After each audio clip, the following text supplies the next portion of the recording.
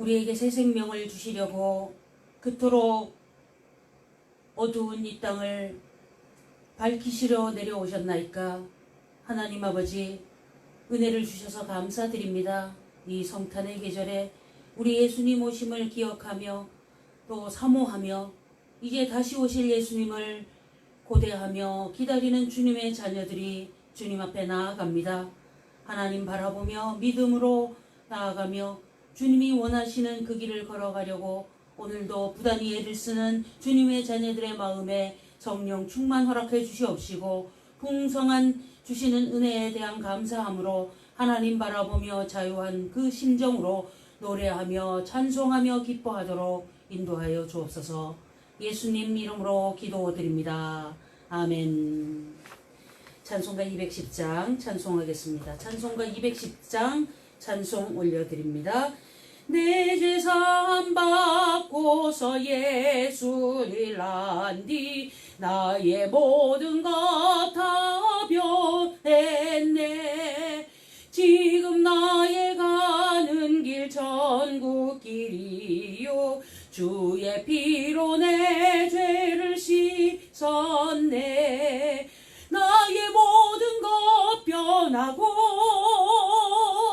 그 피로 구속 받았네. 하나님은 나의 구원 되시오니 내게 정죄함 없겠네. 주님 밝은 빛 되사 어둠에 지고 나의 모든 것 다 변했네. 지금 내가 주 앞에 온전케 됨은 주의 공로를 의지함일세. 나의 모든 것 변하고 그 피로 구속 받았네. 하나님은 나의 구원 되시오니 내게 정죄함 없겠네. 내게 성령 임하고 그 크신 사랑 나의 맘에 가득 채우며 모든 공포 내게서 물리치시니 내 맘 항상 주 안에 있도다. 나의 모든 것 변하고 그 피로 구속 받았네. 하나님은 나의 구원 되시오니 내게 정죄함 없겠네. 믿는 사람들은 정죄함이 없다는 그 믿음으로 주님 앞에 서 있습니다. 그러나 아직 주님 앞에 오지 못한 사람들, 죄짐을 지고서 고나거든 327장 찬송 드리겠습니다. 죄짐을 지고서 고나거든 내 마음속에 주 영접하며 새 사람 되기를 원하거든 내 구주를 영접하라. 구심을 다 버리고 구주를 영접하라. 만문 다 열어놓고 내 구주를 영접하라. 정결케 되기를 원하거든 내 마음속에 주 영접하며 생명수 마시기 원하거든 내 구주를 영접하라. 의심을 다 버리고 구주를 영접하라. 만문 다 열어놓고 내 구주를 영접하라. 진실한 친구를 원하거든 내 마음속에 주 영접하며 내 맘의 평안을 원하거든 내 구주를 영접하라. 의심을 다 버리고 구주를 영접하라. 만문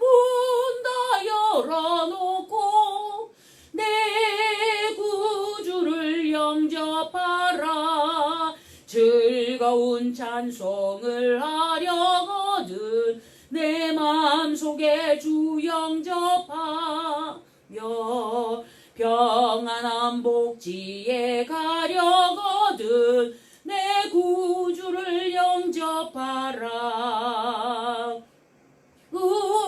의심을 다 버리고 구주를 영접하라. 만문 다 열어놓고 내 구주를 영접하라. 아멘. 431장 찬송 드리겠습니다. 431장 찬송 올립니다. 내 주여 뜻대로 행하시옵소서. 온 몸과 영혼을 다 주께 드리니 이 세상 고락한 주 인도하시고 널 주관하셔서 뜻대로 하소서. 내 주여 뜻대로 행하시옵소서. 근근 시임 중에도 낙심케 마소서. 주님도 때로는 울기도 하셨네. 널 주관하셔서 뜻대로 하소서. 내 주여 뜻대로 행하시옵소서. 내 모든 일들을 다 주께 맡기고 저 천성 향하여 고요히 가리니 살든지 죽든지 뜻대로 하소서.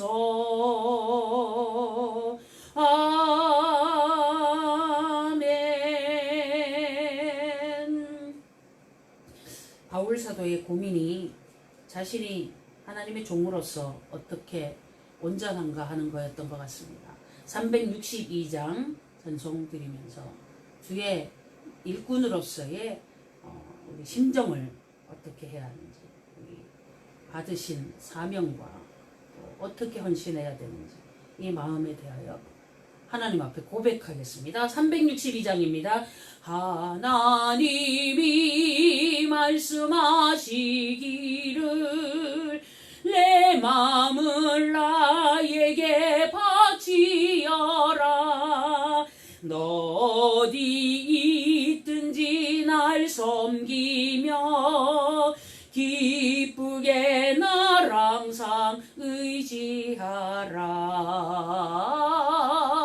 바치어라 내 마음을. 주께서 나에게 이르시네. 캄캄한 죄에서 불러내신 주께서 늘 인도하시리라. 구주께서 말씀하시기를 내 마음을 나에게 다 바치고 사악한 죄에서 벗어나라. 나 어찌 널 구원하겠느냐. 지어라 내 마음을 주께서 나에게 이르시네. 캄캄한 죄에서 불러내신 주께서 늘 인도하시리라. 성령께서 말씀하시기를 가진 바 모든 것 다 맡기고 내 맘도 기쁘게 바치어라. 풍성한 은혜를 더하리라. 지어라 내 마음을 주께서 나에게 이르시네. 캄캄한 죄에서 불러내신 주께서 늘 인도하시리라.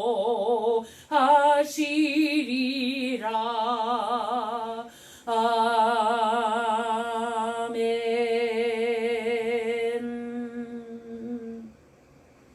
448장입니다. 찬송가 448장입니다. 이 세상 끝날까지 주 봉사리니 내 친구 되신 주여 늘 함께 하소서.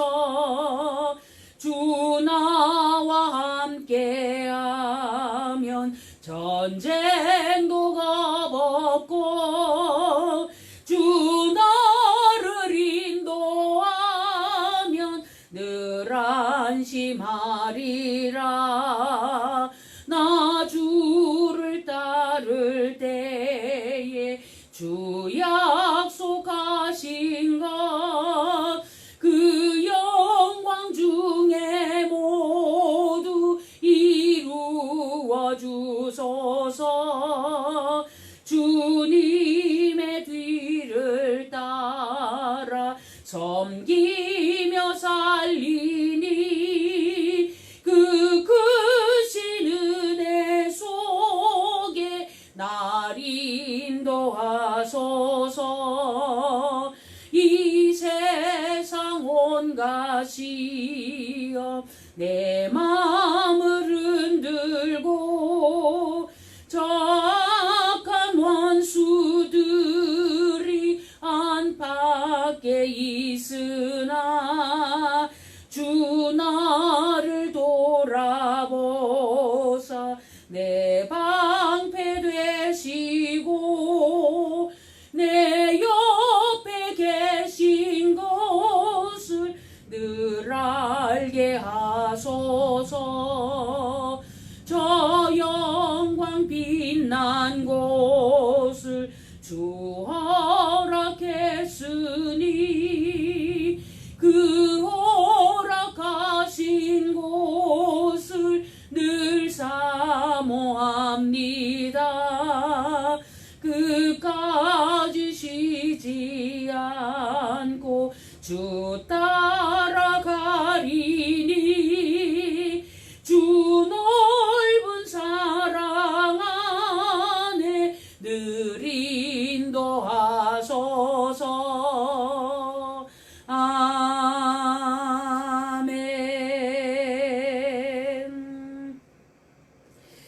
나 주님만 따라가리. 이제 끝으로 455장 다 찬송 올리겠습니다. 455장입니다.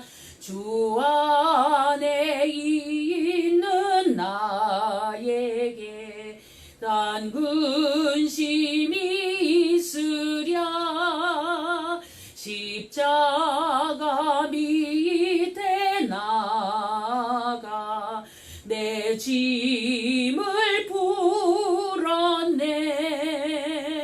주님을 찬송하면서 할렐루야 할렐루야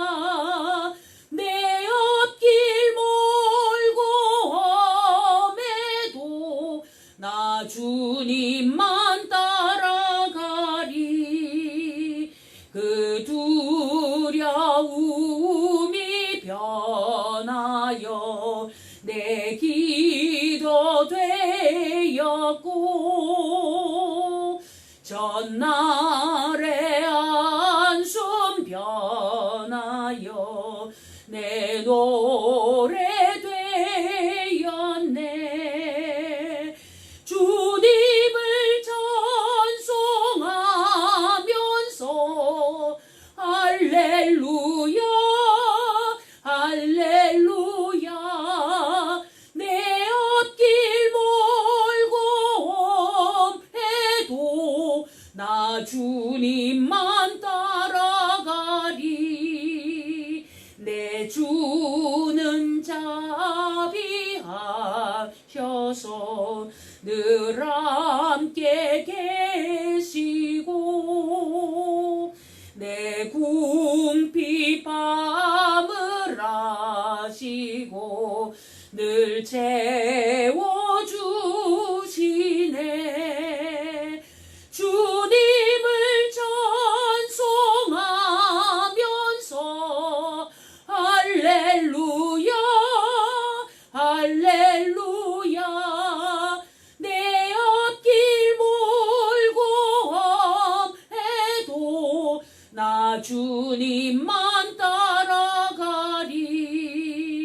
내 주와 맺은 언약은 영불변하시니 그 나라 가기까지는 늘 보호하시네. 주님을 찬송하면서 할렐루야 할렐루야. 내 앞길 멀고 험해도 나 주님만 따라가리.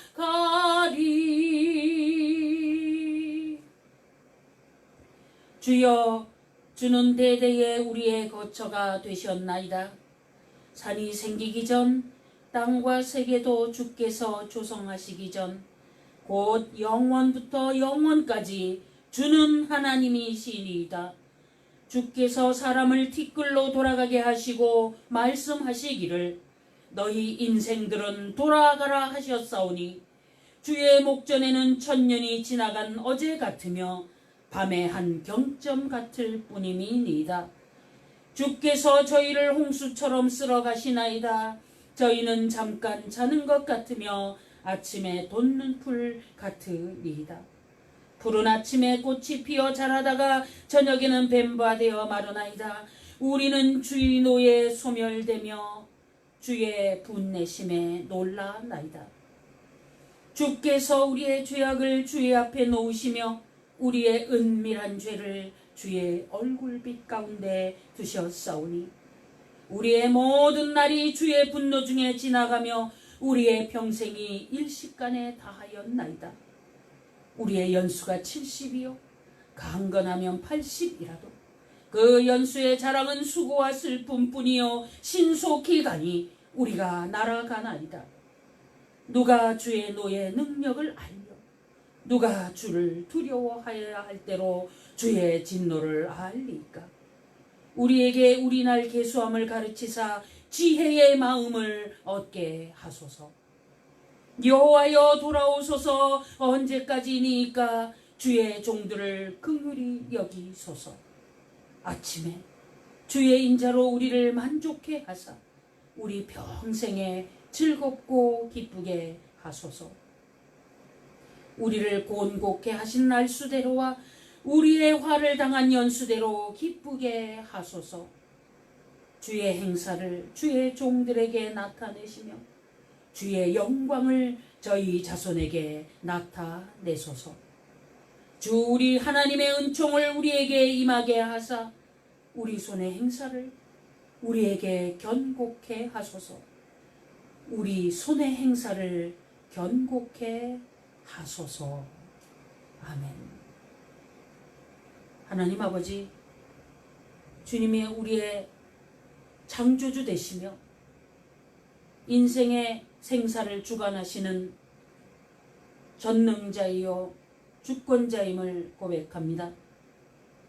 인생의 연수는 아침에 자랐다가 저녁에 배임받은 풀밖에 되지 않는 존재들인데 하나님을 회방하고 대적하며 그 위에 올라서려는 교만함을 가졌었습니다.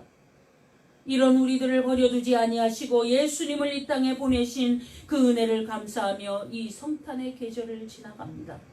하나님 아버지, 우리를 사랑하셔서 끝도 없이 우리를 바라보시며 이끄시는 그 은혜를 탐복하며 주님 앞에 나아갑니다.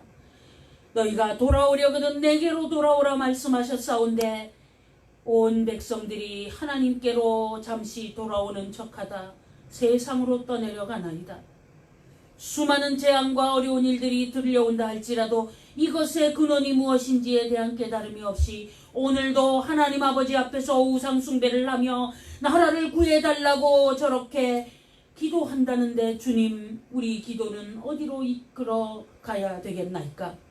하나님 아버지, 철저히 대한민국 땅의 악한 숭뿌리 우상들에 대하여 직시하고 깨닫고 회개하며 회파하는 역사가 일어나고 이 일로 인하여 이 땅에 재앙이 물러가는 은혜를 받게 하여 주옵소서. 이 일을 위하여서 주님께서 허락하신 종들을 보내주시옵시고 우리 하나님께서 우리에게 허락하신 놀라운 은혜는 예수님을 구주로 고백하는 그것밖에 없다는 것을 알고 그 영광 돌림에 참여하며 게을리하지 아니하고 정확할 수 있도록 우리 각 사람 그리고 이 성탄의 계절에 교회 강단마다 주님의 자녀들마다 새바람과 새 역사가 일어나도록 하나님 아버지 이 땅에 기회를 주시고 또 이끌어 주시는 은혜로 나타나는 모든 변화를 허락하여 주옵소서. 예수님 이름으로 기도드립니다. 아멘. 98장입니다.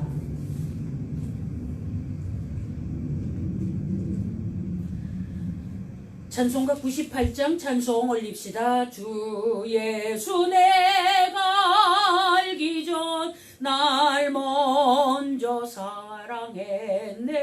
그 크신 사랑 나타나 내 영혼 거듭났네. 주 내 맘에 늘 계시고 나 주의 안에 있어. 저 포도비유 같으니 참 좋은 나의 친구. 내 친구 되신 예수님 날 구원하시려고 그 귀한 몸을 버리사 내 죄를 대속했네.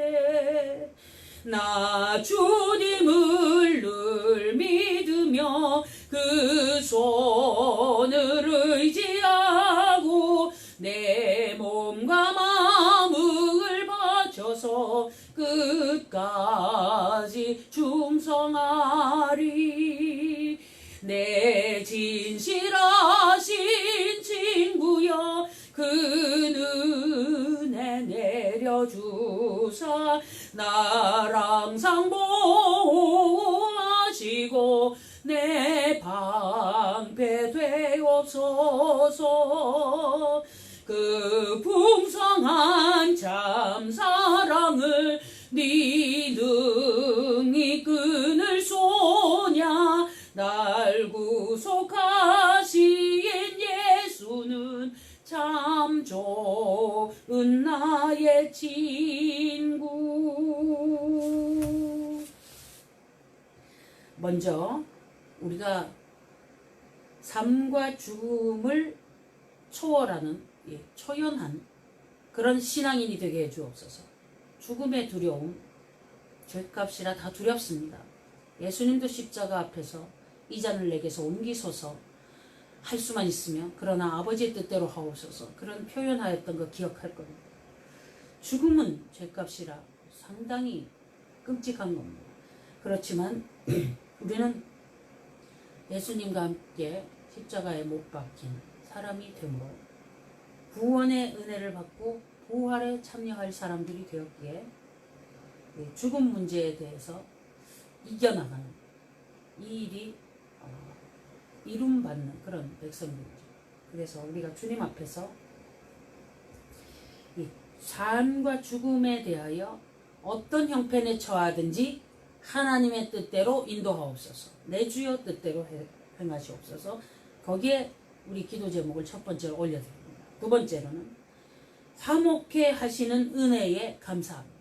우리가 하나님과 깨어진 관계가 예수님의 은혜로 화목해 되었습니다. 이 은혜에 대하여 감사합니다. 감사의 기도를 올립니다. 세 번째로 우리가 이렇게 화목해 하는 직책을 또 위임받았다는 것에 대하여 놀라운 은혜로 감사하면서 그리고 거기에 귀한 열매가 나타나기를 원하는 그 기도를 올려드립니다. 전도할 대상이 많습니다. 다 교회 나오면 우리가 더 이상 이 일을 할 수가 없지만 아직 안 나온 사람이 상당히 많기 때문에 할 일은 도처에 많습니다. 누가 그랬다죠? 얼마 전에 작고한 그 기업인이 세상은 넓고 할 일은 많다. 세상은 넓고 구원받을 자는 많다. 70억. 그 가운데 수십억이 있습니다. 화목해 하는 직책에 우리가 기회가 많다는 것이 신기한 일입니다. 은혜를 기다립니다. 네 번째로 새로운 피조물답게 우리의 삶의 변화를 원하는데 그것을 다른 말로 하면은 의로움을 추구하는 것이고 예수님 음성대로 하면은 하나님 나라와 의를 구하는 것이다. 그 일을 위해서 기도하겠습니다. 그 다음에 다섯 번째는 우리가 이 땅에 주님의 자녀로서의 우리가 CF 모델이기 때문에 이 모델의 역할을 잘 감당할 수 있도록 모든 것들을 주님이 인도해 주시기를 원하는 그런 기도를 올립니다. 이외에 우리가 늘 기도하던 나라와 또 뭐 저 북녘 땅의 동포들의 그 해방을 위한 기도 정말 가련한 일이죠. 어제도 해산시의 그 장면을 보았는데 너무 안타깝습니다. 북한에 지금 해방받아야 됩니다. 그래서 북의 그 정치 체제는 붕괴돼야 돼요. 그리고 자유민주주의로 흡수 통일돼야 됩니다. 이것을 변개시키는 자들은 악으로 쫓아난다는 것을 아시고 북한의 그 김일성 우상 숭배하는 그 집단의 파괴되기를 원하는 게 이단의 파괴를 원하는 것과 기도가 같습니다. 남한에 이단이 많죠. 북한의 이단은 큰 김일성 우상 숭배. 이 전체에 대하여 대적 기도도 당연히 해야 될 것이고 하나님의 교회들이 깨어지고 부서지고 싸우고 내외적으로 골마 터진 것들 우리가 위해서 애통한 기도하고 우리 자녀들을 위한 기도 그 다음에 각자가 가진 마음 이 모든 것들은 의당한 우리 기도 제목에 들어있죠. 그러나 중요한 오늘의 기도 제목은 바로 이렇게 5가지를 정리해서 말씀을 드렸습니다. 이 기도 제목들을 중심으로 해서 성령님 인도하심 따라서 주님 앞에 간구하는 시간을 갖겠습니다. 그럼 함께 기도드리겠습니다. 하나님 아버지 주님 은혜를 감사합니다. 아버지 앞에서 우리가 기도할 수 있는 기회가 있고 주님 앞에 나아갈 수 있는 은혜가 있어서 감사드립니다. 하나님께서 허락하신 이 기도의 제목들을 가지고 주님 앞에 기도합니다.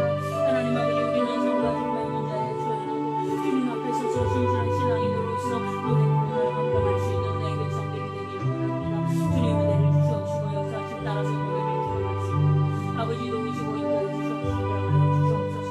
하나님 아버지 참 어려운 가운데서 이러한 삶의 모든 모습들 가운데 어디에 형편에 처하든 무엇에 처하든 이 모든 문제에 대하여 주여나고 회복하고 회복해 주기 시작되고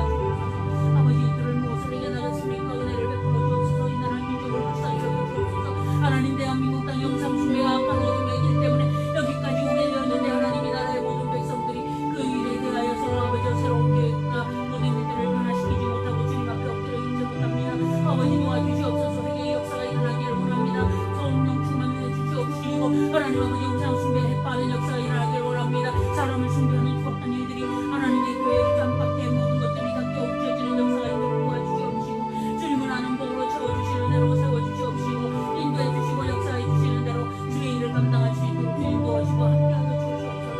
하나님 아버지 주님 앞에서 우리가 일을 감당하기 원합니다. 하나님의 교회들의 어려운 지경들이 있습니다. 주님 주시옵시고 깨어지고 없어진 관계가 회복되게 도와주시옵시고 하나님 아버지께서 주시는 은혜로 주님 역사하심 따라서 주님 주시는 은혜로 이 모든 일을 감당할 수 있도록 인도해 주시옵시고 지켜주시옵소서. 주님의 함께하심을 주님과 인도하시는 그 뒤에는 우리가 그 어떤 것도 주님 앞에 어떻게 할 수 없는 그런 상황인 것을 압니다. 하나님 도와주시옵소서. 나라를 지켜주시옵시고 하나님의 교회들을 지켜주시옵시고 여기 한국교회대교를 주님 붙들어 주시옵시며 하나님의 말씀을 나누시고 복음을 증거하고 모든 역사를 이루는 데 있어서 부족함이 없도록 주님 도와주시옵소서. 아버지 주시는 은혜로 모든 복된 일 좋은 일들을 감당하기를 원합니다. 주님께서 주시는 은혜로 말미암아 우리들이 무엇을 행할지에 대한 것은 주님 손에 있겠사오니 하나님 은혜를 더해 주시옵시고 주님 붙들어 주시고 인도해 주시옵소서. 하나님께서 함께해 주시는 복된 일들을 저희들이 마음껏 감당하기를 원합니다. 주님 도우시는 손길로 행할 일들을 행하고 갈 길을 가고 할 일을 할 수 있게 된 우리 모든 역사를 주님 도와주시옵소서. 각 가정에 풍성함을 주시옵소서. 믿음으로 기도로 성숙하고 신앙생활을 하면서 하나님 아버지 앞에 나아가는 일에 복된 길에 주님 원하시는 일들을 감당하는 데 부족함이 없도록 도와주옵소서. 이 마지막 때 주소의 때에 수많은 일들이 있고 흔들어 넘치게 어려운 그런 과정 속에서 하나님 아버지 믿음의 달을 저울에 달아볼 때에 아버지 합격을 받을 자들이 많지 않은 것을 봅니다. 하나님 아버지 불쌍히 여겨주시옵시고 하나님이 원하시는 그 모습대로 어떻게 준비될지에 대한 최선의 노력을 가지고 우리가 정말 애통하는 심정으로 자신의 모든 영혼권에 대한 애통함을 심는 가지고 지금 두려운 마음으로 이 시대를 살아나가고 아버지 한참도 모르는 그런 상황 속에서 우리가 어떻게 해야 될지에 대한 안타까움으로 주님 앞에 서 있습니다. 하나님 아버지 도와주시옵소서. 이 땅에 전쟁이 날지 어떻게 될지도 모르고 어떻게 될지 모르는 상황 속에서 사람들이 정말 안온하게 생각하고 있는 이 과정 속에서 주님 건져주시옵시고 하나님 아버지 불쌍히 여겨주시옵소서. 주님 어린 신명들이 이제 이 생명을 지키겠나이까 마지막 때 하나님 아버지 믿음을 가지고 주님 앞에 가겠나이까 아버지 불쌍히 여겨주시옵소서. 이제 어떻게 하겠습니까? 하나님 우리의 권속들 영혼들을 꼭 붙들어 주시옵시고 지켜주시고 인도해 주시고 구원해 주시옵시고 긍휼을 베풀어 주시옵시고 은혜를 주옵소서. 이 시대의 상황 속에서 어떻게 될지 알기 힘든 상황 속에서 주님 아버지 붙들어 주시옵시고 불쌍히 여겨 주옵소서. 하나님 한 생명 한 심령들 주님 앞에서 이제 마지막 주의 조울의 은혜를 주시옵시고 거기에 다다랐을 때에 아버지 하나님 합격을 받고 주님 앞에 영광의 보좌에 올라갈 수 있도록 주님 도와주시옵시고 하나님 경비되어서 준비된 모습으로 이 마지막 때를 정리하고 청산하고 좀 주님 앞에 설 수 있도록 은혜를 베풀어 주옵소서. 하나님의 자녀로서의 당당한 것 함께함이 있도록 도와주시옵시고 믿음으로 전진하고 승리하는 일에 있어서 그 어떤 형편 처지도 주님 앞에서 모두 다 정리하고 주님 바로 설 수 있도록 아버지 도우시는 손길을 간구합니다. 우리가 무엇을 아버지 하나님 도우시고 함께해 주옵소서. 아버지 도우시는 손길을 간구합니다. 은혜를 주시옵소서. 불쌍히 여기주옵소서. 아버지 하나님 우리의 어린 영혼들을 지켜주시옵소서. 하나님 아버지여 이 마지막 때 신실히 해야 될 사람들 주님 앞에 서야 될 사람들을 이끌어주시옵소서. 아버지 하나님 불쌍히 여겨주옵소서. 도우는 손길을 지켜주시옵소서. 은혜를 베풀어 주시옵소서. 인도하여 주옵소서. 아버지 주님 불쌍히 여겨주시옵소서. 아버지 주님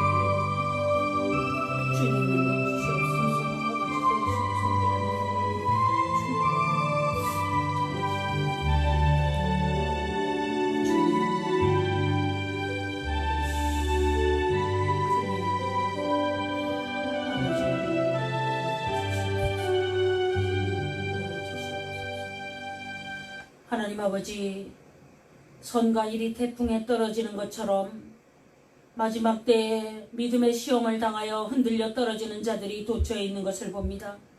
자신의 욕심을 따라서 하나님 아버지 앞에서 교만하다가 신앙생활에서 떨려나가며 온갖 미혹의 거짓말을 하며 하나님을 회방하는 악한 자들이 기독교인이라 이름하는 것을 하나님 아버지여 저들의 그 심정을 주여 굽어 살펴주시옵시고 불쌍히 여겨 주시옵소서. 진정한 신앙인이 되어서 겸비된 자들 주님 앞에 부름받아 갈 터인데 이제 이 신앙의 그 아니란 생각 속에서 하나님의 교회에 회방꾼들이 되어 있었음에도 자신이 피해자인 것처럼 생각하는 수많은 악한 자들이 도처에서 교회를 회방합니다. 그들의 입이 부끄러워질 수 있도록 은혜를 주시옵소서.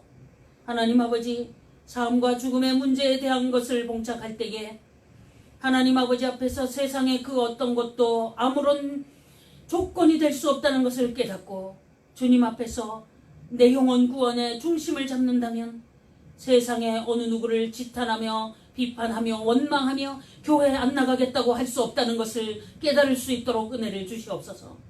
자신의 생명이 어디로 떠내려가는지 그것에 대한 아무런 개념도 없이 아버지, 이 사람들이 남을 원망하며 하나님의 교회를 회방하고 있습니다. 우리는 이 마지막 때에 순교를 당할지라도 죽음의 문제에 대하여 말씀하신 대로 겸비된 자들이 되기 원하오니 하나님의 말씀으로 우리를 경척하시고 또 무장시켜 주시옵소서. 우리가 범죄하여 하나님을 멀리 떠나고 하나님을 외면한 악한 자들이오나 예수님을 보내셔서 끝까지 부르시고 하나님과 화목하게 은혜 주셔서 감사합니다. 화목제물로 예수님을 보내시고 온 몸을 다 찢어 이제 그 모든 은혜로 우리를 구원해 주셨사오니 주님 앞에서 이 직책을 감당하는 주님의 자녀로 서기를 원합니다. 이 열매 풍성한 저희들의 걸음이 되도록 사용하시고 인도하여 주옵소서. 세상에 의로운 자가 하나도 없다고 하오나 예수님의 은혜로 우리를 의롭다고 인정해 주신 하나님 아버지, 주님 앞에 저희들이 나아갑니다. 저희들을 사용하시고 인도해 주시옵시고 새롭게 하여 주옵소서. 준비된 영혼으로 세마포인 옷을 차려입을 수 있도록 저희들을 날마다 거룩과 정결로 닦아 주시옵소서.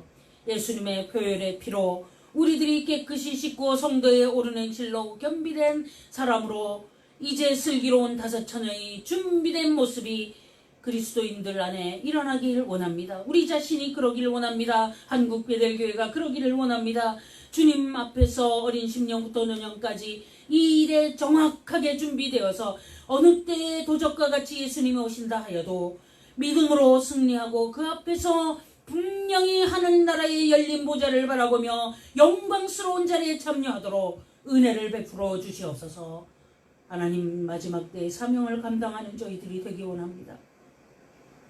주님께서 하게 하시는 대로 가며 하나님보다 앞서가지 않기를 원하오니 은혜를 주옵소서. 이 땅의 백성들, 북녘의 백성들, 전 세계에 핍박받는 도처의 나라들마다 순교자들이 오늘도 일어나는 소식이 들립니다. 그들은 승리자로서 하나님 보좌 앞에 있을 터이나 우리가 그들을 참으로 불쌍히 여기기보다는 부러워할 수 있게 되기를 원합니다. 믿음으로 신실하게 서서 마지막 때 이기고 하나님 아버지 성경책을 들고 예배했다는 죄목으로 총살을 당하는 저 북한 땅의 모든 악한 자들이 다 축출되기를 원합니다. 그 땅에 새로운 해방의 역사를 주옵소서. 탈북자들이 그 굶어 죽어갈 지경으로 단식투쟁을 하고 있는 상황 속에서 하나님 아버지, 그 절박한 기도를 들어주옵소서. 그리하여 이 땅에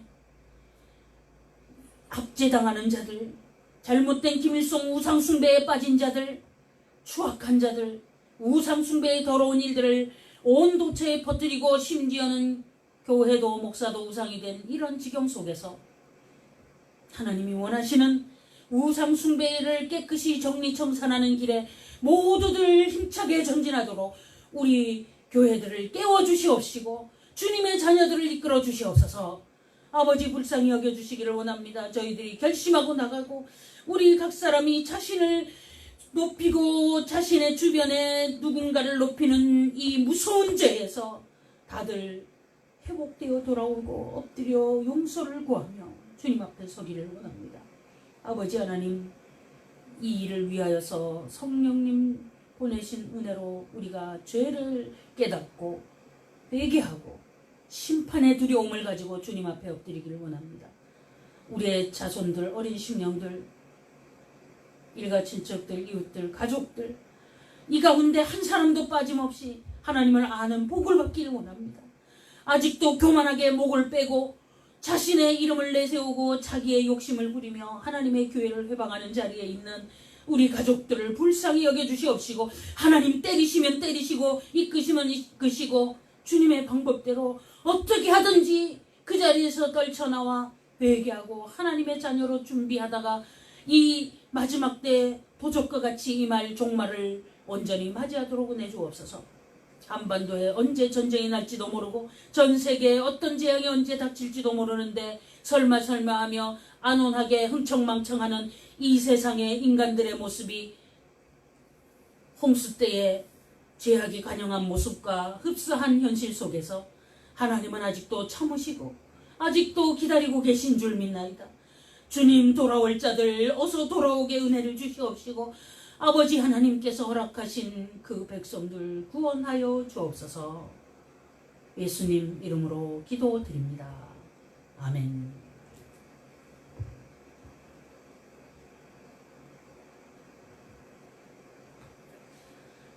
고린도후서 5장 말씀입니다. 어떤 성경 본문을 하나 붙들고 이제 하나님 말씀을 우리가 읽고 그 내용에 대하여 알고 싶을 때 보통 뭐 첫째, 둘째, 셋째 이렇게 해서 여러 가지를 우리가 이야기를 한다 했을 때 실수할 때가 있습니다. 본문에서 하나님이 하시고자 하는 말씀은 딱 한 가지뿐인데 그러면 첫째만 이야기하고 끝나야 되죠. 그런데 둘째, 셋째를 억지로 만들어내면 거짓말을 하게 되는 겁니다. 그래서 그렇게 분별하지 못하고 이렇게 꾸며내려고 하다 보니까 설교 준비라는 게 힘든 겁니다. 왜 힘드냐? 없는 이야기를 지어내려니까. 사람의 머리가 한계가 있잖아요. 그래서 그런 식으로 말씀을 보다가는 큰일 나겠다 해서 우리가 오래전부터 본문을 한 장씩 읽으면서 그 안에 있는 내용으로 우리가 문맥 속에서 이해하는 그런 훈련과 연습을 또한 실전을 지금 예배 시간에 계속해 오고 있는 그런 상황입니다. 오늘 말씀 안에서 우리가 뭐 세분화해서 나누면 뭐 수십 가지로 이야기를 할 수 있을지 모르겠지만 크게 보면은 두 가지 문제를 이제 이야기를 하고 있다 하는 것입니다. 하나는 우리의 거취 문제, 삶과 죽음에 대한 어떤 자세, 이런 것에 대한 정립을 이야기하고 있고, 두 번째로는 우리가 이 화목이라는 것이 무엇이냐. 겨울의 때는 화목 보일러, 화목, 그게 아니라 화목하고 화목하고 다르죠. 이 화목제는 짧게 화목 이렇게 해야 되고 화목은 화목 이렇게 길게 발음해야 돼요. 한국말이 참 어렵습니다. 그렇죠. 화목제물이 됩니다. 그것을 다른 표현으로 하면은 화평케 한다 이렇게 말씀을 우리가 알아낼 수가 있습니다. 예수님이 말씀하신 것 중에서 이 팔복이라는 것이 있습니다. 그것도 사실은 8가지가 아니고 한 가지를 8번 설명한 겁니다. 구원받은 사람의 모습 혹은 자세 뭐 이런 것들에 대하여 덕목이라고 볼 수도 있고 또 복이라고 표현되어 있으니 그 복이라고 합시다. 그 복이 8개지만 그것은 알고 보면 하나의 복을 8번 설명합니다. 그 하나의 복이 뭐냐면 우리가 바로 하나님 앞에서 구원받았다는 것, 주님의 자녀가 되었다는 것입니다. 그것을 설명하고 있는 그런 이야기입니다. 그런 자들에게 어떤 현상이 나타나느냐 했을 때에 이제 그 중에 이런 말씀이 있습니다. 5장에 마태복음 5장이죠. 거기에 9절입니다. 9절에 이렇게 있습니다. 화평케 하는 자는 복이 있나니. 이 화평하다는 것을 이제 오해를 해서 이제 착각하면 안 돼요. 뭐 이해하면서 이제 생각하도록 뭐 표현할 수도 있겠죠. 둘이 싸웠을 때 너희 둘이 빨리 사과하고 화해하고 빨리 이렇게 좋게 지내. 이렇게 말하는 느낌을 적용하는 것은 뭐 비슷합니다. 그런데 여기서 말하는 이 화평케 하는 게 그렇게 하라는 의미가 아닙니다. 교회 안에서 둘이 싸웠는데 너희들이 잘 지내? 뭐 이런 거. 아니면은 나라와 나라가 평화를 하고 잘 지내? 이런 거 하라는 게 아니에요, 이게. 이것은 바로 하나님과 사람과의 관계에 회복을 시키는 그런 역사를 말하는 거예요. 다르게 얘기하면 뭘까요? 전도입니다. 전도. 예수님의 은혜를 증거하고 복음을 전하다 보면 그 사람이 하나님과 화목의 역사의 길로 이끌림을 받게 되지요. 그래서 전도하고 인도하면. 그래서 회개하고 하나님의 자녀가 되는 것을 화평케 한다고 그렇게 정의해야 합니다. 그러면 그 뒤에 말을 읽어보면 더 이해가 되는 것이 화평케 하는 자는 복이 있나니 저희가, 이거 저가 아니고 저희가입니다. 화평케 하는 자의 유일한 분은 하나님이신데 우리가 그 사명을 받아서 또 그 일에 열정으로 열심히 그 일을 하면 저희가 하나님의 아들이라 일컬음을 받을 것이며. 하나님의 아들이 누굽니까? 예수님이죠. 예수님이 아들이라 그러니까 무슨 뭐 어떤 여자와 결혼해서 낳은 그런 아들 낳는 걸로 생각하는데 사실 이것은 어떤 특별한 관계를 표현하는 것이지 인간들이 생각하는 그런 그 생육하는 자손 낳는 의미가 아니에요. 독생자라는 의미는 인간에게 이해하라고 그렇게 표현한 것이지 하나님이 어떤 여인이나 어떤 여신이 있어서 그 사이에서 그 남자아이를 낳은 걸로 이렇게 자꾸 이해하면 안 됩니다. 예수님은 하나님의 그냥 말씀이시지 낳은 아들이라는 표현으로 어떤 그 결속관계를 설명한 것에 대하여 오해해서 예수님을 낳은 마리아를 하나님의 부인처럼 생각하는 이런 흉악함이 도처에 널려있어요. 끔찍한 일입니다. 그건 아닙니다. 예수님이 사람이 되어서 이 땅에 오셨을 때 사용받은 여인이죠. 예수님이 육신을 이 땅에 낳게 하는 도구가 된 것이지 실질적으로 어머니가 아니에요. 나중에 여인이라고 표현을 하면서 이제 정리를 하셨죠. 예수님께서. 그리고 이 땅에 사람이 되어 오신 예수님이 사실은 한 사람의 형상으로 되어서 오셨지만은 실제로 그분은 하나님이시고 그리고 하나님의 말씀입니다. 이것에 대한 정립이 안 돼 있으니까 다들 오해를 하죠. 그러나 이제 이해시키려고 아들이라는 표현을 썼습니다. 부모가 자식 중에 특히 아들을 얼마나 소중합니까? 그죠? 그런데 여기서 이제 예수님이 하나님의 아들인데 우리를 하나님의 아들이라고 불러주겠다. 또 뭐 하나님의 자녀가 되는 권세를 받았다. 이렇게도 되어 있습니다만은 그래도 하나님의 아들이라 하는 것은 바로 예수님과 동급 위치. 화목제물이 되신 예수님의 그런 일들을 했다는 것을 인정해 주는 걸 말하는 거예요.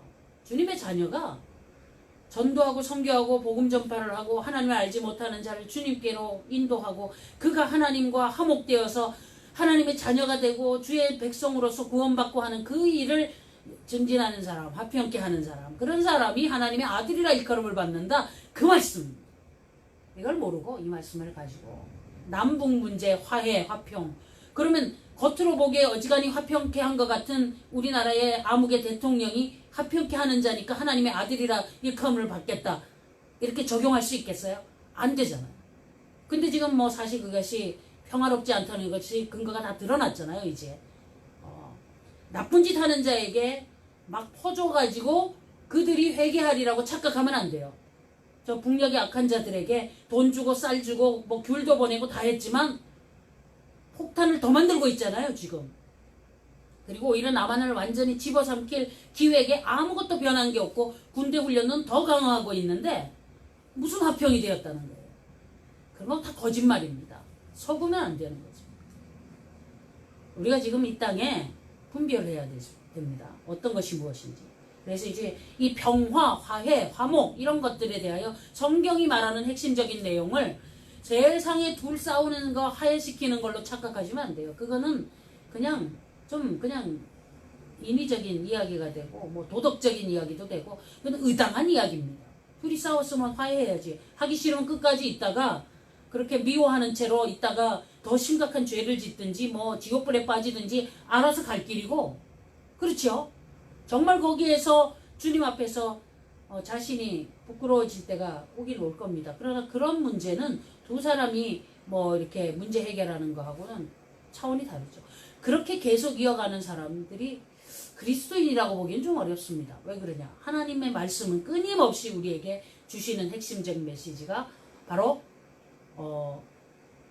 하나님 아버지 앞에서 그 어떤 꺼리낌도 없도록 그렇게 할 수만 있으면 많은 사람들과 이렇게 편하게 평화하게 지내는 그런 말씀하시는 것이 있어요.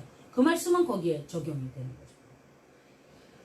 그래서 그리스도인들이 하나님 아버지 앞에서 그렇게까지 큰 죄를 용서받았으면서 자잘한 이웃의 죄를 그것을 꽁 하고 있으면은 안 된다. 그래서 1만 달란트 빚 탕감 받은 자가 100데나리온 안 준다고 아주 혼쭐 내다가 굉장히 혼났던 이야기를 예를 들어서 설명하시는 그런 의도는 거기에 포함되어 있는 거고, 지금 여기서 말하는 이 화목제물, 화목이라는 개념은 하나님과 사람과의 관계 회복입니다. 차원이 좀 다른 얘기죠. 네, 그런 것들을 우리가 분별을 해야 하는 거죠. 그래서 성경 속에서 이야기하는 이런 것들을 우리가 정립하여서 어떤 것이 어떤 것이고 하는 것을 잘 이렇게 해놓지 않으면 이제 혼돈이 오게 됩니다. 레위기가 전부 이제 사실은 그 율법의 핵심이고 전부죠. 그런데 율법이라고 하는데 첫 장을 탁 보면은 번제부터 나옵니다. 그러니까는 이 제사가 율법이에요. 그런데 그 율법의 완성이신 예수님이 제사를 완성하신 것이기 때문에 십자가가 율법의 완성이다 이렇게 된 것은 바로 이 제사 문제를 완성하셨다 하는 것입니다. 예표하신 그 제사를 원형이신 예수님의 십자가로 완성하셨다. 그런데 그 제사가 여러 가지가 있었어요. 그 중에 하나가 화목제라는 제사가 있었습니다. 화목제라는 제사의 그 제사 방식은 앞부분에 있고 7장에 가면은 다시 화목제의 제물을 어떻게 회중이 나누어 먹고, 그리고 레위인 제사장들, 그리고 여러 대제사장 이런 사람들이 어느 부위를 어떻게 식사를 하고 그것을 이렇게 정리하는가 하는 설명도 나와 있는 것을 봅니다. 화목제의 제물은 백성들이 나누어 먹으면서 그걸 먹으면서 또 교육이 되는 거죠. 그러면 이것을 우리가 신약의 예수님의 성만찬으로 연계해서 생각할 수가 있습니다. 그래서 그 조그만 떡과 포도주를 음미하면서 그 시간에 함께 나눔으로 화목제 되신 예수님에 대하여 우리가 함께 기억하고 기념하고 증거하고 이런 일들을 해나가는 것이죠. 성경에서 말하는 이런 내용들을 정확하게 잘 판단하고 말씀을 읽으면은 크게 복잡하고 어려울 것도 없이 그렇게 이해할 수가 있습니다. 바울 사도는 같은 말을 굉장히 어렵게 하는 그런 화법을 가지고 있습니다. 그래서 바울 서신이 이 해석이라는 말로 굉장히 오해될 수 있도록 아주 묘하게 그렇게 되어 있는 문장들이 많아요. 그래서 거기서 각 사람이 잘못 읽어가지고, 원래 뭐 말하는 화자는 자기 할 얘기가 있을 거예요. 그것을 앞뒤 문맥을 보고 잘 판단하지 못하면 그 문장의 어떤 부분을 가지고 확대 해석하고 오용하고 남용하다가 보면은 잘못된 이야기가 나옵니다. 그래서 본문에 없는 얘기가 둘째, 셋째, 넷째 막 나오죠. 그래서 듣기에는 좋은 말인데 결국은 하나님이 하시고자 하는 말씀에 뭔가 덧붙이게 되는 그런 좀 위험성도 있기 때문에 말씀 읽을 때 우리가 참 주의하면서 계속 읽어나가고 있습니다. 바울 사도가 신앙생활을 하면서 이제 제대로 정립되어서 보니까 이 삶과 죽음의 문제에 대한 것이 뭔지를 이제 밝히 알았죠. 특히 이 하나님께서 인도하심의 이끌림을 따라서 3층 천을 봤다 그랬습니다. 그것이 어디냐? 저 위에 있는 하늘, 그 하늘 아래, 그러니까 하나님 보좌 있는 쪽에 가서 이제 그 에스겔 선지자나 아니면은 그 요한계시록이나 이런 데서 나오는 열린 그 하늘, 열린 보좌, 그 보좌 앞에 이런 나타나는 이런 것들에 대하여 또 종말 때 일들에 대하여 바울이 아마 목도를 했던 것 같습니다. 하나님께서 보여주셔서. 근데 이제 사명이 아니니까, 본인의 사명이 정확히 아니니까 그것은 이렇게 뜻만 비추고 좀 지나갔죠. 물론 부분들을 설명한 것이 있습니다. 그 중에 특별히 고린도전서 15장에 마지막 때 7번째 나팔에 대한 설명을 또 살짝 하고 있죠. 마지막 나팔 때 호련히 변화하는 설명을 하면서 그렇게 하는 것을 봅니다. 그러면서 이제 이 하나님 아버지 앞에서 죽는 게 어떤 것인지에 대하여서 확연히 이제 정립이 된 거죠. 그래서 그 이야기를 오늘 본문에서 하고 있습니다. 그러면서 우리 사람의 어떤 자세로 살아야 되는지에 대한 정립, 그리고 그 안에서 결과적으로 우리의 모든 부분의 아주 핵심은 하나님과 화목된 이것이 최고로 중요한 일이었다 하는 것을 지금 설명하고 있는 거예요. 그러면 고린도 교회 사람들은 이 말씀을 들으면서 그 안에서 분란하고 싸우면서 어떤 다른 것의 목적을 가지고 여러 곳에서 가지고 있던 그런 수많은 그 문제점들, 이런 것들에 대하여 뛰어넘어서 지금 추구해야 될 가치의 핵심이 뭔지를 설명하는 그 자리로 이끌림을 받는 거죠. 그렇다면 오늘 우리 본문에 읽고 있는 우리도 이 바울 사도의 그 초월한 신앙으로 설명하는 그런 하나님의 음성, 이런 것들에 대하여 듣고, 어렵게 설명되어 있어서 막 그런 것 같지만 사실은 이제 하려는 말은 간단합니다. 그 내용을 잘 판단하면 우리가 이제 알아내는 거죠. 그분의 증거를 통해서, 그게 이제 사도입니다. 증인됨. 그것을 가지고 그렇게 되는구나. 또 한 번 이제 어떤 사람을 통해서 이제 하나님 말씀을 듣지요. 하나님의 뜻을 우리에게 전달한 것을 우리가 받게 되는 거죠. 성경은 그런 책입니다. 그래서 이제 고린도후서 5장을 읽은 현재에 접근해야 됩니다. 그것을 바울 사도의 자세를 통해서 하나님이 그렇게까지 직접 만나주시고 삼층전도 보여주시고 종말의 때에 대한 일도 알게 하신 그 바울이 삶과 죽음에 대해서 어떻게 표현하는 것을 보면서 같이 따라가면 되는 거죠. 이제 그런 설명을 하고 있는 것이고, 그리고 우리가 불안하게 생각하는 불편한 부분들을 좀 털어내고 정리하고, 이런 것들을 할 수가 있게 되는 그런 상황이 되는 것이고, 그리고 이제 우리가 가진 최고의 복이 하나님과 우리 사이에 화목된 상황이에요. 그래서 이제 그것에 대하여 감사하면서 우리도 또한 이러한 직책에 대하여서 사명감을 가지고 화목해 하는 일이 뭔지를 알았으니까 그 일에 대하여 뭔가 이렇게 열정이 막 솟아나고 그렇게 되는 것. 그러면 오늘 말씀 읽은 사람으로서의 자세가 아주 정확하게 확립이 된 겁니다. 항상 우리가 이제 본문 공부할 때 중요하게 생각하는 요절이라는 데를 줄을 긋고 이런 습관이 있어요. 그렇게 해놓으면은 그 본문을 잘 공부하는 것은 도움이 되는데, 나쁜 점이 있어요. 나쁜 점이 있는 게 뭐냐면, 각인된 그 본문에 대한 나의 그 이미지가 본문의 앞뒤 문맥을 자꾸 흐트러뜨립니다.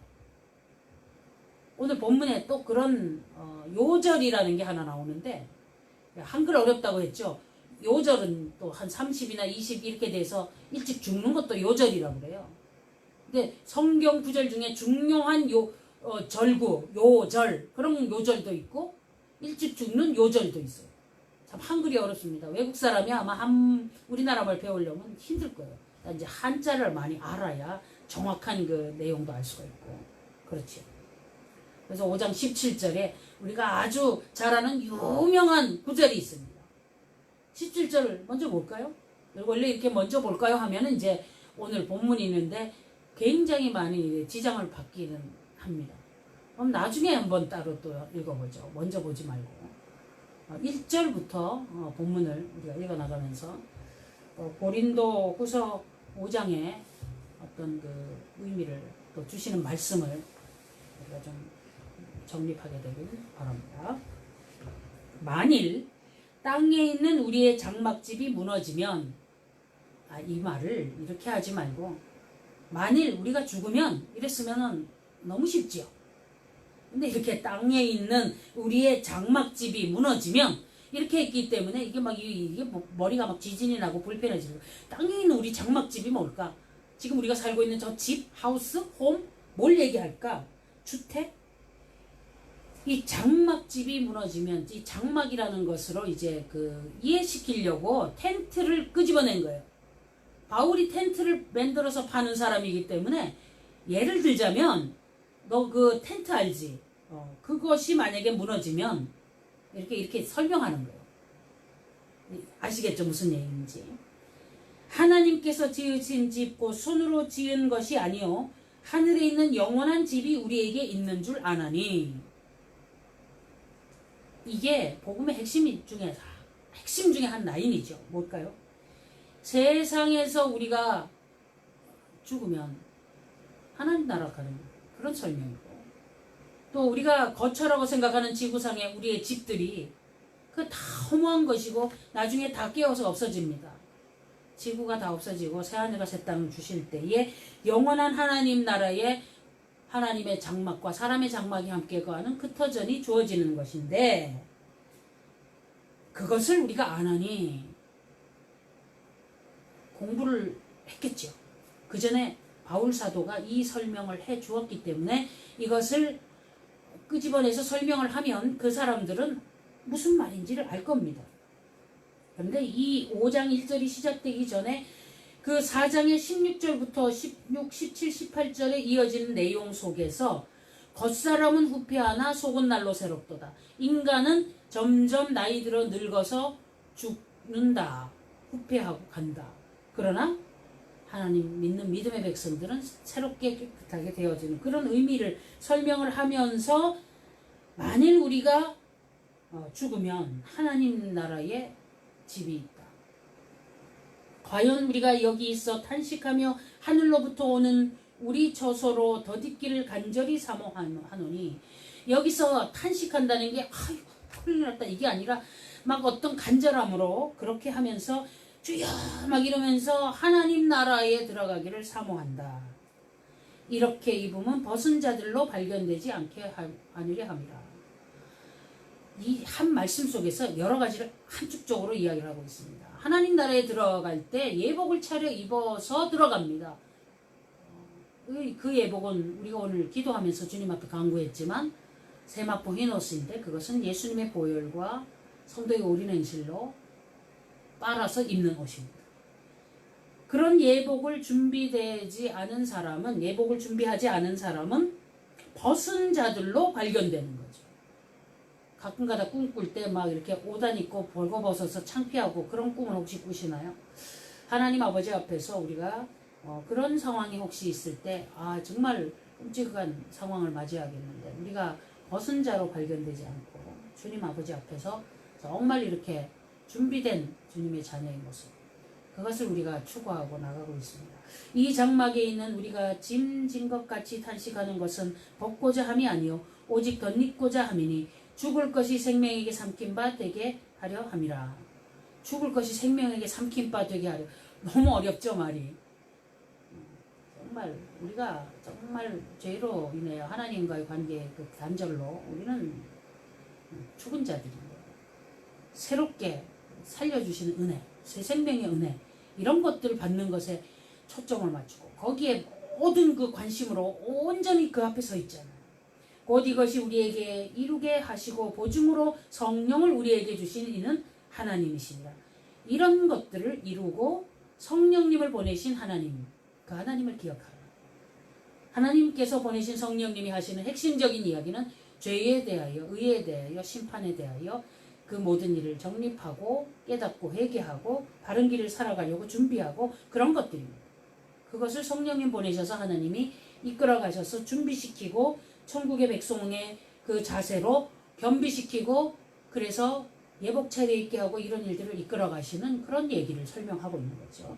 이러므로 우리가 항상 담대하여 몸에 거할 때에는 주와 따로 거하는 줄을 아노니 이는 우리가 믿음으로 행하고 보는 것으로 하지 아니함이로라. 이좀 뭐 말을 막 어렵게 해놨습니다만은, 우리가 지금 이렇게 살아서 지금 현재 이렇게 있을 때는 사실 완벽하지 않죠. 그래서 정말 하나님의 자녀로서 완벽하지 못하고 이렇게 좀 따로 있다는 표현처럼 그렇게 좀 되어 있지만, 그래도 우리가 주님 앞에서 믿음으로 바로 서서 행함으로 이 일들을 진행하고 나가고 있는 그런 상황이죠. 우리가 담대하여 원하는 바는 차라리 몸을 떠나 주와 함께 거하는 그것이라.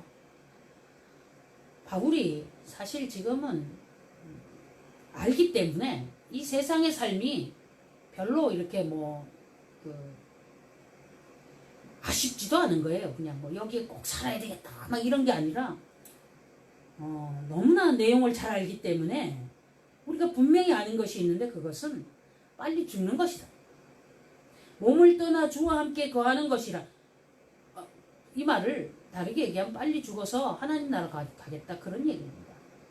그런즉 우리는 거하든지 떠나든지 주를 기쁘시게 하는 자 되기를 힘쓰노라. 그렇지만 하나님께서 살리고 죽이는 것이 그 손에 있으니 지금 살려놓으셨으니 바울이 또 사명을 감당하고 뛰어다니죠. 그래서 여기 있든지 여기 거하든지 떠나든지 하나님 기쁘시게 하는 일 하는 것, 거기에 초점이 있다. 이는 우리가 다 반드시 그리스도의 심판대 앞에 드러나 각각 선악간에 그 몸으로 행한 것을 따라 받으려 함이라. 심판이 있다는 것을 알아야 된다. 성령님께서 오셔서 하는 핵심적인 내용 중에 하나가 사람이 마지막 때에 하나님의 심판이 있다는 것을 알게 하는 거예요. 저울에 하나님이 우리를 달아보는 거예요. 행동을 달아보시는 거예요. 거기에서 합격을 받아야 돼요. 이거 중요하다는 것을 끊임없이 이야기합니다. 하나님이 사람의 행동을 달아본다는 얘기를 옛날에 그 한나가 기도할 때도 했던 것 같은데 그런 상황이죠. 그러니까 결국은 우리가 삶과 죽음의 문제에 있어서 핵심은 예복 차려입고 준비하고 마지막 때에 대한 겸비로 하나님 들어 나라에 갈 것이 영원한 것이고 그것이 중요하다. 그래서 4장 18절에 보면 보이는 것이 우리가 돌아볼 목적이 아니라 보이지 않는 것이니 보이는 것은 잠깐이요 보이지 않는 것은 영원하다. 그 영원한 하나님 나라 때문에 우리는 여기 거하든지 떠나든지 주를 기쁘시게 하는 자가 되기를 힘쓰고 사실은 빨리 죽는 것도 좋다. 하나님 아버지 앞에 갔으면 좋겠다. 그런 얘기도 하고 있는 겁니다. 이러면 이제 삶과 죽음의 문제에 대하여 우리가 이해를 하실 수 있겠는지요. 하나님 아버지 앞에서 신앙인이 되어서 주의 자녀들이 이 말씀을 듣고 야 빨리 하나님 앞으로 가자 그래갖고 자기가 자기 목숨을 딱 끊는다. 그건 안 되는 거 아시죠? 하나님 아버지 앞에서 생명을 살려놓고 이 땅에 거하게 하시면 거하는 자의 그 자세에 합당한 사명을 감당하고 하나님 아버지 앞에서 할 일을 해야 되는 거죠. 그렇게 하면서 있고 기쁘시게 해드리고 또 하나님께서 우리를 불러가시면 하나님의 장막이 함께 거하는 그곳으로 우리를 인도하시는 그런 이제는 되었다. 자고 쉬고 이제 마지막에 부활의 영광에 참여할 그 때가 되었다 하고 부르시면 죽음을 기쁘게 맞이하고 가는 것이죠. 여기 있으면 고난과 고통이 계속 있고 그래도 여기 있어도 주의 일 해서 좋은데 가면 더 좋다. 그런 얘기를 설명하는 것을 이 말씀을 통해서 우리가 지금 보면서 어떻게 하면 되는지 아시겠죠. 그것을 이렇게 해야 됩니다. 이렇게 안 해도 다 이게 맞아 이렇게 하면서 마음에 뭔가를 이렇게 생각하실 겁니다. 하나님께서 각자에게 성령님의 인도하심 따라서 뭔가 이렇게 결심하게 하고 담대하게 하고 정립시키고 그리고 막 까불고 교만하고 막 이렇게 하는 어떤 그런 거에서 막 살았던 그런 게 얼마나 막 창피해지고 그죠? 뭔가 막 그냥 이 생에 별것도 아닌 거 붙잡고 바들바들 떨던 게 참 무슨 일인지 부끄럽고 막 이러면 아주 참 복받은 사람입니다. 오늘 말씀 읽으면서 저 하늘나라에 아주 그 귀하고 복된 예비된 곳을 생각할 때 이 땅의 모든 일에 대해서 초연할 수가 있잖아요. 재물이든 건강이든 명예든 그것이 무슨 의미가 있냐 하는 겁니다. 하나님이 알아주셔야 되는. 그리고 지구상의 모든 것들은 다 이제 결과적으로 사라질 것들인데 럭셔리한 집을 지어놓으면 무엇 할 거며 어떤 것을 어떻게 하면 무엇 할 거며 그런 거에 대한 관점이 달라진다. 세상의 집들은 장막이다. 텐트 정도 수준이고 영원한 하나님 나라의 그곳에 가는 그 소망 그리고 사람이 죽으면 썩어질 이 육체 이런 것들에 대하여 너무 그렇게 이렇게 집중하지 않죠. 뭐 건강식 먹고 막 얼굴에 바르고 막 그러는데 조금 생각을 달리하게 그렇게 되리라고 믿습니다. 말씀 읽고 초연해지면 행동이 달라지고 생활의 습관이 달라지고 그 집에서 먹고 마시고 행하는 게 다 달라질 수밖에 없어요. 가치가 다른 걸. 그러면 어떻게 될까요? 그런 사람이 거듭난 사람의 모습입니다. 뭔가 다른 겁니다. 안 믿는 사람하고. 그래서 그거를 거룩이라고 말하는 거고, 구별된 삶을 살기 때문에 그리스도인들이 하나님 아버지 앞에서 하나님을 기쁘시게 해드리는 그 라인으로 살기 때문에 자유로운 거예요. 그리고 뭐가 있어서 뭐 이렇게 자랑하거나 그런 것도 하나도 관심이 없어져요. 아들이 뭐 좋은 대학 가는 관심 없어요. 그 아이가 영원 구원의 자리에서 하나님 잘 섬기면 관심이 있어요. 거기는. 이게 달라집니다. 아이가 무슨 좋은 직장을 가지고 어디 가서 돈벌이 많이 하고 옆집은 뭐 연봉을 수억을 받아온다. 우리 아이 이런 개념에서 완전히 차원이 달라지는 거예요. 우리 아이가 진짜 하나님 아버지 앞에서 신앙인으로서 서느냐, 여기에 대한 것이 관심이 딱 드는 거죠. 보이는 것은 잠깐이다.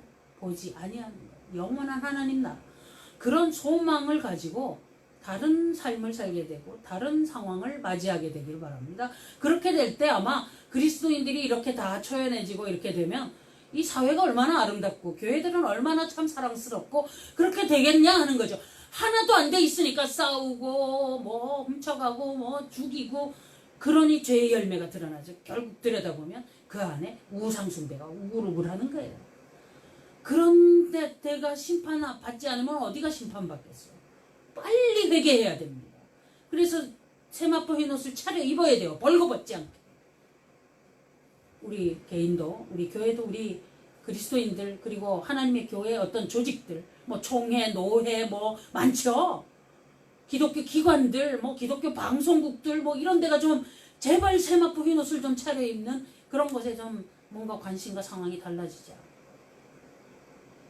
기독교인들이 자기 자신의 그 껍데기를 갖고 자랑하는 거 그거는 자세가 아무렇게 뭐라고 설명해도 그 답이 아닌 거예요. 저는 부끄러움이죠. 진정한 신앙인이 되면은 그런 것들이 다 필요할 때 쓰는 도구지 자랑거리가 아니에요. 그런 모든 정립을 확고하게 하면서 주 안에서 자유하시고 하나님을 기쁘시게 해드리는 일 위에 다른 데는 별 관심이 없는 은혜의 백성들이 되어야 되겠죠. 11절 우리가 주의 두려우심을 알므로 사람을 권하느니 우리가 하나님을 경외할 자로 알기 때문에 사람에게 권한다. 잘 들어야 됩니다. 우리가 하나님 앞에 알리워졌고 또 너희의 양심에도 알리워졌기를 바랍니다. 우리가 다시 너희에게 자천하는 것이 아니요 오직 우리를 인하여 자랑할 기회를 너희에게 주어 마음으로 하지 않고 외모로 자랑하는 자들을 대하게 하려 하는 것이라. 우리가 만일 미쳤어도 하나님을 위한 것이요 만일 정신이 온전하여도 너희를 위한 것이니 그리스도의 사랑이 우리를 강권하시는도다. 우리가 생각건대 한 사람이 모든 사람을 대신하여 죽었은즉 모든 사람이 죽은 것이라. 저가 모든 사람을 대신하여 죽으심은 산 자들로 하여금 다시는 저희 자신을 위하여 살지 아니하고 오직 저희를 대신하여 죽었다가 다시 사신 자를 위하여 살게 하려 함이니라. 그러므로 우리가 이제부터는 아무 사람도 육체대로 알지 아니하노라. 비록 우리가 그리스도도 육체대로 알았으나 이제부터는 이같이 알지 아니하노라. 그러니까 육체대로라는 것은 세속적으로 인간적으로 세상적으로 그런 거예요. 그렇게 알지 않고 하나님의 가치 기준 상황 속에서 삶과 죽음의 문제도 또한 우리가 자랑하는 문제도 그 어떤 것도 다 오직 핵심은 뭐에 있냐?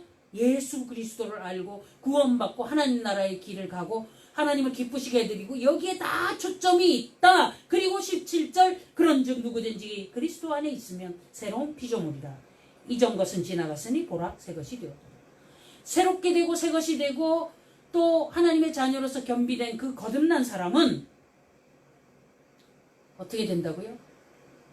앞에 말한 것처럼 이렇게 다른 삶을 살고 초연하게 된다.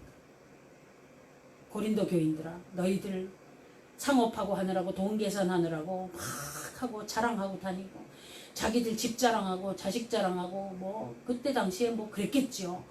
그런 것들 다 버려라. 다 의미가 없다는 거예요. 그런 것.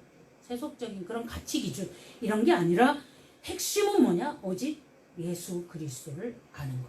하나님 아버지 앞에서 그런 것으로 새로운 피조물이 되어서 새 것이 된 것, 그것밖에 다른 것을 추구할 이유가 없고 그것만이 남는 것이고 설명하는 것이고 18절 모든 것이 하나님께로 났나니 저가 그리스도로 말미암아 우리를 자기와 화목하게 하시고 또 우리에게 화목하게 하는 직책을 주셨으니 예수님이 화목제물이 되셔서 화목해 하셨어요. 하나님과. 그래서 이 화평케 하는 직책을 우리에게도 주셨으니 이는 하나님께서 그리스도 안에 계시사 세상을 자기와 화목하게 하시며 저희의 죄를 저희에게 돌리지 아니하시고 화목하게 하는 말씀을 우리에게 부탁하셨느니라.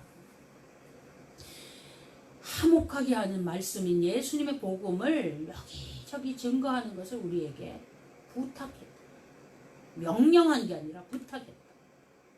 표현이 좀 마음이 찡하지 않습니까? 하나님이 우리에게 야 나하고 같이 저기 전도하러 가자. 하나님이 우리 그렇게 부르신다는 거죠. 이러므로 우리가 그리스도를 대신하여 사신이 되어 사신 대사가 되어 하나님이 우리로 너희를 권면하시는 것 같이 그리스도를 대신하여 간구하노니 너희는 하나님과 화목하라. 고린도 교인들아, 지금까지는 자기의 세속적인 생각과 자기의 기준과 판단으로 온갖 자랑을 하고 수많은 악행을 하고 삶과 죽음의 문제에 대한 분별력이 없어서 바둥바둥하고 있었던 그 모든 일에 대하여 자세히 잘 생각하고 첫째로 중요한 일 하나님과 제대로 화목하는 것부터 다시 잡아라. 벌거벗고 있지 말고 그 얘기를 애타게 강구하고 있는 거죠. 그래서 제발 새롭게 되고 바로 되고 똑바로 된 눈으로 올바른 정신으로 이 세상에 되어진 일, 갈 길, 할 일, 어떤 이치로 이 땅이 돌아가는지 이 시대가 어떻게 되는지 그걸 아는 사람답게 제발 정립되어라. 세상 사람들이 하는 거하고 똑같이 하지 말고 제발 새롭게 되어라. 부탁한다. 그리고 그 하나님이 부탁하신 그 일을 또 가서 증거하는 그 일을 우리에게 하게 하시고 기회를 주셨죠. 예수님께서 너희는 나보다 더 큰 일을 한다. 그렇게 말씀을 하셨습니다. 그거를 생각하면서 우리가 주님 앞에서 이 일에 대하여 우리가 사용받음에 확고하게 좀 서야 할 것입니다. 21절입니다. 하나님이 죄를 알지도 못하신 자로 우리를 대신하여 죄를 삼으신 것은 우리로 하여금 저희 안에서 하나님의 의가 되게 하려 하심이니라. 예수님 십자가에 못 박으신 이유는 우리를 의롭게 되게 하신 하나님의 은혜죠. 우리가 뭐 백날 가도 의롭게 안 됩니다마는 예수님의 은혜로 우리를 의롭다고 인정해 주시고 천국으로 인도하시고 하나님의 장막에 함께하게 하시려는 이 하나님의 그 귀하신 그 열심 또 우리를 향하신 이 심정 이것을 알아들이는 주님의 자녀로 같이 예전에 고린도 교회 교인들에게 준 이 권면의 말씀 분명히 붙들고 우리도 다 같이 동일한 은혜를 받는 주님의 자녀들로 나아갑시다. 하나님 아버지, 주님께서 우리에게 이 종말과 죽음과 모든 삶의 문제에 대한 명백함을 알게 하시고 보게 하시니 감사합니다. 우리의 죄 문제가 예수님의 은혜로 해결되고 하나님과 화목되어서 우리가 하나님의 장막에 거할 기회를 얻는 자들이 되게 하셨사오니 준비되는 길을 가고 싶습니다. 저희가 벗은 자로 나타나지 않도록 날마다 겸비시켜 주시옵시고 의로운 삶을 사는 길로 인도하여 주옵소서. 예수님 이름으로 기도드립니다. 아멘. 주님 가르치신 기도를 함께 올립시다. 하늘에 계신 우리 아버지여, 이름이 거룩히 여김을 받으시오며 나라의 임하옵시며 뜻이 하늘에서 이룬 것 같이 땅에서도 이루어지이다. 오늘날 우리에게 일용할 양식을 주옵시고 우리가 우리에게 죄 지은 자를 사하여 준 것 같이 우리 죄를 사하여 주옵시고 우리를 시험에 들게 하지 마옵시고 다만 악에서 구하옵소서. 대개 나라와 권세와 영광이 아버지께 영원히 있사옵나이다. 아멘.